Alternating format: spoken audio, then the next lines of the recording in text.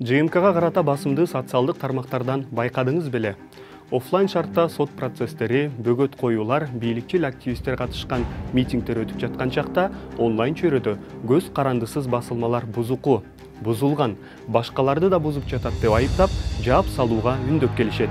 Мунун баарын жасагандар кимдер? Келгиле, таанышып чыгалы. Мисалы өзүн Данияр Ибрагимов деп атаган бул колдонуучу. Башкы беттеги сүрөтүнө караганда, эмнегедир кудум якут саясатчысы Николай Фоминге окшош. Негизи бул чындап эле Фоминдин сүрөтү. Эми бул өзүн Данияр деп атаган кишиге эмне керек? Көз карандысыз ЖМКны жаптыргысы келет.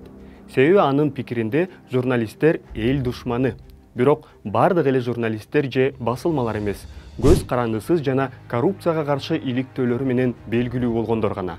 Азаттык, Клоп, Темиров Лайф, Медиахаб, Политклиника. Андан тышкары Кактус 24 кейди жана Next TV дагы сынга кабылган.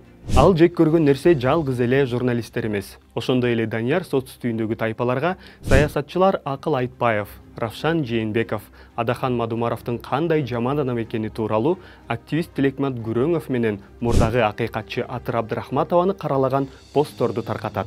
Анын дээрлик ар бир посту кастык тилинде жазылган. Бул фейк аккаунттун билдирүүлөрүн жактырып, ал тургай бөлүшкөндөр деле бар. Чынында сейрек. Анан калса бөлүшкөн өзү же башка бирөөнүн сүрөтүн урдаган фейк аккаунттар. Негизи фейктер бири-биринин билдирүүлөрүн таркатканды, өз ара идея алмашып пост жазганды жакшы көрүшөт. Мына, мисалы Кактусту жабууну талап кылган пост. Ушундай эле посту өзүн Руслан Акылбеков деп атаган дагы бир фейк аккаунт тараткан. Анын негизги бетке колдонгон сүрөтүн биз мемдердин сайтынан казак киши деген негизги сөздү колдонуп таптык. Бул эки аккаунт Кактусту улуттун кадыр баркын түшүрүү үчүн жаман кабарларды жазат деп айыпташкан. Ушундай эле билдирүүлөрдү башка ондогон барактардан тапса болот. Баарынын негизги беттеги сүрөтү же уурдалган, же гүл, тоо, дагы башка жаратылыш көрүнүшүнүн сүрөтү. Акылбеков сындаган объектилер башкалардан өзгөчөлөнөбү? Келгиле, карап көрөлү. Равшан Жээнбеков, Тилекмат Күрөңов, Адахан Мадумаров, Атыр Абдрахматова. Баягы эле тааныш жүздөр. ЖМКдан болсо аккаунт баягыларды эле сындаган. Кактустан тышкары Политклиника, Азаттык, Клоп. Бул ирет көз карандысыз ЖМКнын катарына Т-медиа кошулган. ЖМКны каралагандардын арасында Азат Азаматович деген фейк аккаунт да бар. Аватарына Бурятиянын борбору Улан-Удэ шаарынын Снежный Барс дүкөндөр тармагынын директору Виталий Раднаевдин сүрөтүн койгон. Азаматович дагы Кемпир-Абад иши боюнча кармалган саясатчы жана активисттер Акыл Айтбаев, Жеңиш Молдокматов, Илгиз Шаменовго каршы якут саясатчысынын сүрөтүн колдонгон фейк сыяктуу эле постторду жарыялаган. Анан калса Молдокматов менен Шаменов тууралуу билдирүүлөрдө бирдей эле сүрөт колдонулган. Азат же алмаштырып алган, же жөн эле убара болгусу келген эмес. Якут саясатчысынын жана бурятиялык ишкердин сүрөтүн колдонгон аккаунттардын арасына бирөө жетпей жаткандай. Таанышып алгыла. Бул аккаунт өзүн Жаныш Калысбеков деп атап алган. Жакында эле анын жашоосунда чоң өзгөрүү болду. Мурда ал Дамира Майлиеванын ысымын алып жүрчү. Ошол кезде башкы бетке ВКонтактедеги суй кайган тубалыктар тайпасынан алынган сүрөт турчу. Жаныш, мурдагы Дамира башка кесиптештери сыяктуу эле ошол эле көз карандысыз ЖМКны, анан Тилекмат Күрөңов, Атыр Абдрахматованы каралоого маш. Кесиптештерим сот тармакты такай көзөмөлдөп, фейктердин каралоосунун кезектеги курмандыгы ким экенин жана алар кимди көкөлөтө мактап жатканын изилдеп турушат. Мисалы Камила Шейк аттуу аккаунт. Анын профили толук жашырылган. Ал эми негизги бетте жел кайыктын сүрөтү бар. Ал башка бири-бирине окшош профилдердин постторуна байма-бай пикир жазып турат.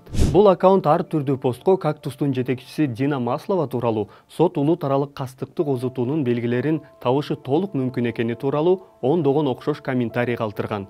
Эгер аны бийликчил фейк аккаунт эмес, оппозициялык колдонуучу жазган болсо, мейли дейт элек. Жасмин Кудратулла деген колдонуучу дагы бир анонимдүү Алга Кыргызстан деген аккаунттун Кактусту жаап Маслованы жоопко тартууну талап кылган постун 14 жолу бөлүшкөн. Мурда бул аккаунт азаттыкты жабууга үндөп, президентти мактаган билдирүүлөрдү таратчу. Сиз дагы фейктерди аныктагыңыз келеби? Аларды терминология боюнча табуу оңой. Сот стүйүнгө бузуку же жабылсын деген сөздү жазып издеңиз. Фейкти кадимки колдонуучудан айырмалоону оңой эле үйрөнүп аласыз. Алар бир эле текстти көп ирет жарыялап, бири-бири менен достошуп, башка фейктердин постуна пикир калтыруу менен дос сыяктуу элес калтырышат.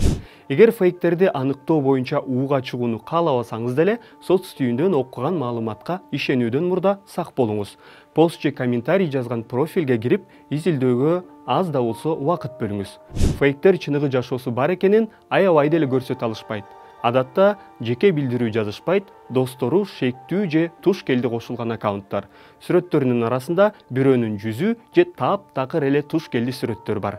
Ушул нерселердин баарын байкасаңыз, демек кимдир бирөө сиздин башыңызды айлантып, өзүнө ыңгайлуу ойдо коомдун пикири катары көрсөтүп, сизди чүлүктөп алууну көздөп жаткан деп ойлоого негизги жөө боло алат.